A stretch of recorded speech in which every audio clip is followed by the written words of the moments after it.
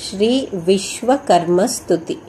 पंचवक्त्रं जटाजूटं पंचादशविलोचनं सद्यो जाताननं श्वेतं वामदेवं तु कृष्णकम् अघोरं रक्तवर्णं तत्पुरुषं पीतवर्णकम् ईशानं श्यामवर्णं च शरीरं हेमवर्णकम् दशबाहुं महाकायं कर्णकुण्डलमण्डितं पीताम्बरं पुष्पमाला नागयज्ञोपवीतनं रुद्राक्षमालाभरणं व्याघ्रचर्मोत्तरीयकम् अक्षमालाञ्च पद्मञ्च नागशूलपिनाकिनं डमरुं वीणां बाणञ्च शङ्खचक्रकरान्वितं कोटिसूर्यप्रतीकाशं सर्वजीवदयापरं देवदेवं महादेवं विश्वकर्मजगद्गुरुं प्रसन्नवदनं ध्यायेत् सर्वविघ्नोपशान्तये अभीप्सितार्थसिद्ध्यर्थं पूजितो यः सुरैरपि सर्वविघ्नहरं देवं सर्वावज्ञाविवर्जितम्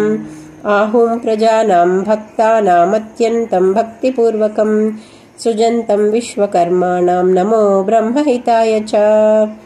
मंत्रम् ओं विश्वकर्माय नमः।